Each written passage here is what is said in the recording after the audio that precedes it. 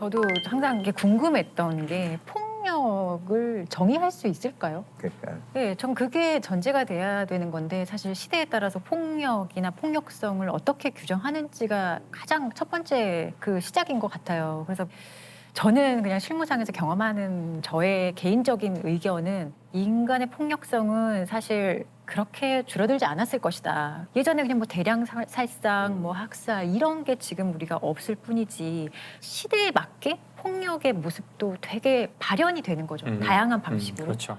그래서 지금 보복 범죄 뭐 매일 뉴스에 나오잖아요. 오피스텔에서 34kg의 앙상한 시신이 발견된 이른바 오피스텔 살해 사건 피의자들에게 보복 살인 혐의를 적용해 검찰에 넘겼습니다. 전 여자친구를 집요하게 스토킹하다 살해한 김병찬이 보복살인 혐의가 적용됐습니다. 보복살인 혐의를. 보복살인에 보복 범죄 혐의를 적용하기로 했습니다. 보복이라는 게 사전적인 의미는 뭔가 내가 받은 대로 너한테 그대로 돌려주겠어 이런 건데 법률적으로 조금 치환해서 얘기를 해보면 보복의 감정을 가지고 어떤 범죄를 저지른다고 다 처벌하는 것은 아니고요. 형사사건화된 수사 단계, 재판 단계, 정과정에 대한 얘기이기 때문에 예를 들어 수사의 어떤 단서를 제공한 사람, 뭐 고발인, 고소인 또는 수사기관의 어떤 진술을 한 사람들, 법원에서 증언한 사람들 그런 사람들을 보복할 목적으로 살인하거나 그리고 상해, 폭행하거나 감금, 협박했을 때 좀 가중처벌하는 것을 우리가 보복범죄라고 법률적으로 얘기를 할 수 있어요. 예를 들면 평소에 나를 많이 괴롭혀왔던 친구에게 보복한다는 그건 보복 사건하고 좀 다른 네, 거네요. 그런 거랑 다르죠. 그런 거하고 좀 다른 거죠. 예. 네. 그래서 이게 지금 특정 범죄 가중 처벌 등에 관한 법률이 정식 명칭이고 저희가 흔히 줄여서 특가법이라고 얘기를 많이 해요. 특가법. 이 법률은 이 보복 범죄만 규율하고 있는 건 아니고요. 네. 특정한 범죄를 설정하고 그 범죄를 좀 강력하게 처벌하는 가중 처벌하는 그런 법률이에요. 일반 형법상의 살인죄가 사형, 무기징역 또는 5년 이상의 징역인데 이 보복 범죄의 형량은 사형, 무기징역 또는 10년 이상의 징역이에요. 그러니까 사실상 2배 이상 높게 처벌은 하고 있는 하한이 10년. 하한이 10년. 그거 알아야겠어요. 잘 알아야 되죠. 이렇게 보복 범죄에 대한 처벌이 좀 강화되게 된 계기가 있나요? 그 법정 증인 살해 사건이라고 있거든요. 법정 증인 살해 사건. 예, 말 그대로 법정에서 증언하고 나오는 사람을 살해한 사건이에요. 와. 법원 앞에서. 법원 앞에서요. 법원 서울 동부지방법원 앞에서 그것도 대낮에 6월이면 얼마나 밝은 대낮이었겠어요. 법원에서 증언을 마치고 나오던 증인이 법원 앞에서 3명의 괴한이 휘두른 흉기에 찔려 숨졌습니다. 범인들은 서울지방법원 동부지원 앞길에서 증언을 마치고 나오는 임 씨를 기다리다 노점상 좌판에 놓여있던 식칼로 임 씨의 목을 찔러 숨지게 했습니다. 대낮에 그것도 법원 검찰청사 앞 대로상에서 일어난 어이없는 사건이었습니다. 살해된 임 씨는 오늘 오후 검찰 측 증인으로 법정에 나왔고 피고인에게 결정적으로 불리하게 증언한 점이 범인들로 하여금 흉기를 휘두르게 한 것으로 보여집니다. 사실 이 사건의 발단이 되는 거는 그 어떻게 보면 좀 사소한 사건일 수도 있어요. 왜냐하면 이 이제 피해 남성이 주점을 운영하고 있었던 사람이라고 해요. 근데 이 사람의 업장에서 그 재판받게 된 사람이 와서 좀 무전취식도 하고 행패를 부렸다고 해요. 그래서 이런 거 당연히 가만히 있지 않겠죠. 그래서 경찰에 신고를 하고 그 행패 부리고 무전취식한 사람이 그날 재판을 이제 받게 되었던 거거든요. 재판하면서 그 피해자는 그날 있었던 일에 대해서 피해자의 입장에서 증언을 했던 상황이었고 그리고 함께 법정 방청석에서 들었던 피고인 측 사람들이 따라 나온 거죠. 무슨 뭐 마피아 얘기도 아니고 한국에서. 무슨 영화에서 네. 나오는 네. 장면이잖아요. 이 불과 90년에 있었던 사건이기 때문에 어떻게 보면 얼마 되지 30년, 않은 사건이에요. 30년 좀 넘네요. 예. 법원 앞이라는 건 검찰청도 바로 그 앞에 있었다는 얘기고 그 경찰서도 사실 얼마 떨어지지 않은 거리였어요. 이 사람들에게는 그냥 법치주의라는 게 없는 거예요. 예. 이 당시 분위기가 어땠을까요? 90년도에. 당시에 이게 검찰 입장에서도 상당히 충격적이죠. 그쵸. 왜냐하면 검찰 측 증인이 나와서 증언을 했는데 바로 법원 앞에서 살해를 해. 굉장히 어떻게 보면 검찰 입장에서 망신을 당한 거기도 하고 모욕을 당한 거기도 하고. 형사 절차나 국가의 공권력에 대해서 정면으로 도전하는 범죄잖아요. 그래서 이 검찰 측에서도 이 사건 우리가 직접 엄중히 수사하겠다.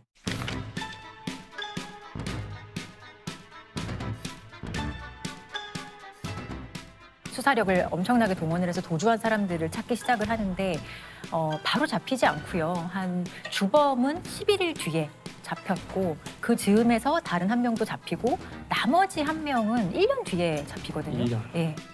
오늘 아침 서울로 압송돼 도피 행적과 배후 조직 등에 대해 경찰의 조사를 받은 이 사건의 주범 변운현 씨는 오늘 오후 빗속에서 범행 순간을 재현했습니다. 대낮에 그것도 법원 바로 앞에서 저지른 끔찍한 살인과 피 묻은 옷을 갈아입고 도주하는 과정을 변 씨는 그대로 태연하게 여러 사람 앞에서 해보였습니다.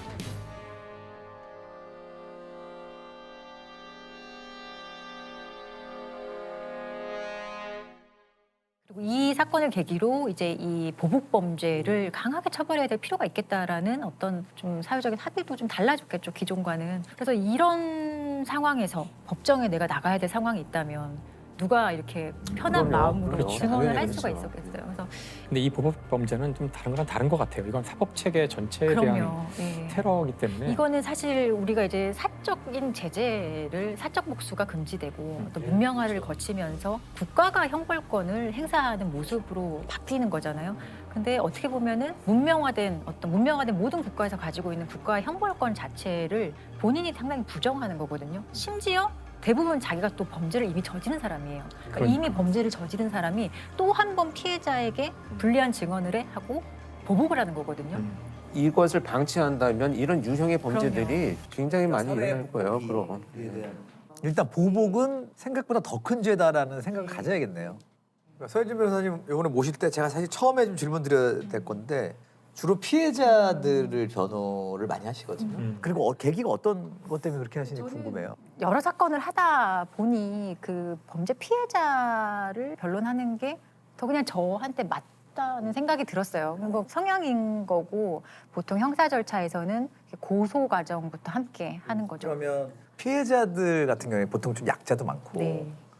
그러면은 뭐 현실적인 얘기입니다만은 가해자 쪽 편에 섰을 때 수입료에 비해서 네, 되게 원론적인 질문을 하셨는데 아주 궁금하더라고요. 근데 이거는 사실 수입료라는 거는 정해져 있지 않기 때문에 뭐 변호사마다 조금 다를 수도 있고요. 근데 그 수입료 얘기하셔서 되게 생각나는 가장 두려워하는 게 상대방 가해자가 아주 뭐 이렇게 뭐 대형 모범이라든지 그렇죠. 네. 그런 걸 선임했을 때 되게 불안해하면서 저한테 하는 말이 상대방이 너무 비싼 변호사를 선임했어요라고 얘기를 저한테 해요. 그러면 나는 싸냐? 정말 저는 되게 그게 또 상대적 박탈감. 나는 싸? 이렇게 물어보면 미묘한데. 네, 되게 미묘하죠. 근데 그렇지만 뭐 농담으로 하는 말인데 그 가격이 중요한 건 아니에요. 그 사람이 얼마나 나를 위해 열심히 해줄 수 있느냐 그게 중요하죠. 근데 가끔 뭐 저는 법정에 한 번도 안 가봤습니다만 영화 속에서 보면은 피의자가 보는 앞에서 증언해야 되잖아요. 그런가요? 예, 원래 원칙적으로는 이제 피고인이 범행을 부인할 때 보통 법정에 많이 나가요. 만약에 피고인이 범행을 다 인정한다 그러면은 피해자가 굳이 법정에 나갈 일이 그렇게 많지 않거든요. 그러니까 검찰 측 증인으로 나가는 거죠. 예, 검찰에서 그래도 부인했어? 그러면은 피해자 한번 우리가 법정에 직접 불러볼게. 우리 한번 직접 물어보자. 이게 이런 엄청난 취지거든요. 공포일 것 같거든요. 사실 정말 왜냐하면 원칙적으로는 피고인이 증언을 하는 걸 다 보죠. 다 보고 있기 때문에 일단은 상당히 심리적으로 위축돼요.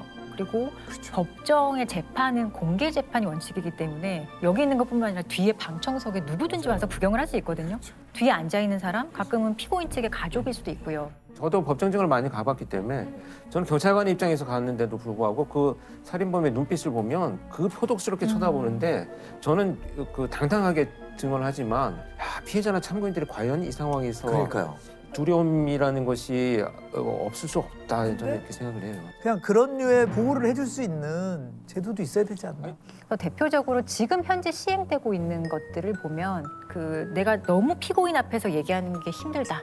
너무 위축되고 그럴 만한 사정이 있다라고 미리 재판부에 얘기를 하면 피고인하고 대면하지는 않게 증언할 수 있어요. 그래서 피고인을 잠깐 옆에 있는 방에 가서 듣게 한다든지 그런 제도가 아니면 있군요. 이 앞에 차폐 시설이라고 해서 쉽게 말하면 병풍 같은 거를 이렇게 쫙 치는 거예요. 그래서 얼굴은 대면하지 않지만 그렇지만 피고인의 귀는 열려 있어야 돼요. 네. 피고인의 귀를 닫는 순간 그거는 네. 피고인의 방어권의 그렇죠. 침해이기 때문에 그 순간 위법한 재판이 되는 거거든요.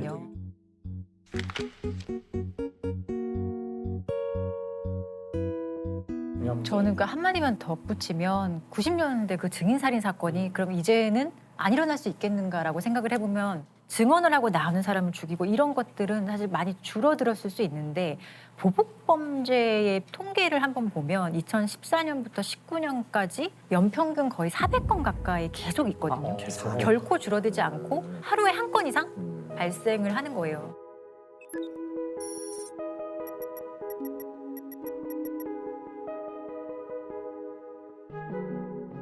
또 최근에 마포에서 감금 사건이 있어요. 이것도 전형적인 보복 살인이에요. 왜냐하면 범죄의 동기 자체가 뭐야 네가 감히 나를 그렇죠. 신고해? 네네. 거기서부터 이게 발현이 잘못된 거죠. 엄청나게 앙심을 품고 감금하자. A씨를 오피스텔에 가둔 뒤 학대에 숨지게 한 혐의를 받는 20대 남성 2명이 경찰에 긴급 체포됐습니다. 폭행을 당한 피해자가 고소를 하자 피의자인 남성 2명이 이에 보복하고 사건을 무마하기 위해서 고소 취하 계약서를 작성하게 하고 고소를 취하한다는 문자를 경찰에 보내게 한 것으로 조사됐습니다. 여기서 멈추지 않고 감금과 폭행은 이어졌고 결국 피해자는 영양실조 상태로 숨진 채 발견됐습니다. 발견 당시에 성인 남성인데 34kg에 불과했다고 해요. 근데 지금 최근에 이제 경찰에서 신상 공개되는 김병찬 사건도 범죄의 동기 자체가 나를 스토킹 범죄로 신고했다는 거. 전 연인을 스토킹하다 살해한 혐의로 구속된 김병찬. 김 씨가 피해자를 5달 동안 집요하게 스토킹하다 신고를 당하자 보복을 한 것으로 피해자는 경찰 조사를 하루 앞두고 김 씨가 휘두른 흉기에 숨졌습니다. 그는 겁만 주려고 우발적으로 저지른 범행이라고 주장했지만 미리 치밀하게 준비한 정황도 확인됐습니다. 피고인들이 공통적으로 보복살인죄로 이제 기소가 되면 법정에서 하는 말이 보복할 목적은 아니었습니다라고 얘기를 하거든요. 보복할 목적만 없어지면 일반 살인죄로 이제 처벌이 될 수 있기 때문에. 그 말을 판사님이 다 이렇게 받아주나요? 피고인의 고의라는 건요. 범죄의 고의라는 것은 내 내심의 정말 의사를 말하는 게 아니라 그거는 알 수 없죠. 법률에서는 별로 중요하지 않아요. 근데 보복 목적 없다고 하더라도 드러난 사실이 뭐 예를 들어 신고 이후에 뭐 흉기를 준비했고 어떻게 계획적으로 뭘 했고 그 동기가 범행 신고였다라는 게 좀 명확해지면 사실 그런 변명은 형량을 높이는 자충수밖에 되지 않아요. 미우침이 없다 이러니까. 보통 보복 범죄자들의 특징이 있을까요? 최근에 교도소에서 온 편지들을 몇 차례 받은 사례가 있어요. 무려 한 20년이 지난 사건인데도 시종일관 나도 나쁩니다. 그러나 이렇게만 나를 건드리지 않았으면 내가 여기 있지 않았겠죠. 이것을 끝없이 주장을 하는 걸 보면 내 탓이 아니고 상대방 탓을 하는 이것이 가장 뚜렷하게 나타나요. 제가 본 특징은 상당히 계획적이다, 계획범이다. 오히려 왜냐하면 감정적이라기보다는 계획적이다. 아주 그거를 차곡차곡 쌓아서 어떻게 할지를 미리 계획을 하거든요. 그러니까요. 그냥 우발적으로 막 가서 지르는 애들이 거의 없어요. 내가 받은 상처를 얼마나 고통스럽게 돌려줘야 될지에 대해서 많은 준비를 하고 실행을 하죠. 근데 그 치밀함으로 잘 살면 될 텐데. 그러니까 그건 내가 하고 싶은 말이죠. 강릉에서 2012년 8월에 일어난 보복 살인 사건이 있어요. 강원도 강릉에서 한 50대 남성이 자신이 운영하던 상점에서 숨진 채 발견됐습니다. 그런데 경찰에 붙잡힌 피의자는 정말 뜻밖의 인물이었습니다. 이것도 사실은 그 사건의 발단이 되는 것은 피해자와 가해자의 어떤 우연한 차량 접촉 사고에서부터 시작이 됐던 사건이에요. 접촉 사고로? 네, 접촉 사고가 이제 났고 피해자가 나와서 가해자한테 이렇게 차량 번호를 이렇게 수첩에 적으면서 운전 좀 똑바로 하시지 뭐 그랬어요 이런 식의 얘기를 해요. 근데 사실 그 순간에도 가해자가 조금 자기 감정을 좀 주체하지 못하였던 사람인 것이 그런 말을 한다고 차를 몰고 피해자의 그 무릎을 박아요 차량으로 가서. 그리고 나와서 그 자리에서 그리고 피해자를 막 이렇게 폭행하거든요. 그래서 그 사건이 있으면 당연히 그 피해자가 가만히 안 있었겠죠. 경찰에 신고를 했었을 거고 한 10여 개월이 지나서 실제로 이 가해자가 이제 기소가 돼요. 그러면 기소가 되면 공소장이 집으로 오거든요. 야, 네가 이러이러한 범죄로 이제 기소됐으니까 이제 재판을 받을 거야라고 알려주는 건데 그 공소장을 받고 이 가해자가 이제 격분하는 거죠. 나를 신고해가지고 내가 지금 재판 받아야 돼라는 그런 앙심을 품고 피해자를 찾아요. 강릉에서 가구점을 운영하고 있었던 남성이고 가구점 주변을 이렇게 차량으로 이렇게 돌면서 범행하기 좋은 시간을 아마 찾았던 것 같아요. 그래서 사람이 조금 없는 손님이 없는 시간에 피해자를 좀 잔인하게 목이랑 어깨 부위를 칼로 찔러서 죽였다고 하고 나중에 CCTV를 보니 이 불과 들어가서 그 피해자를 사망하게까지 한 시간이 3분밖에 걸리지 않았다고 해요. 접촉사고로 무기징역을 받을 정도의 분노가 진짜 이게 인생 하나가 그냥 날아간 거잖아요.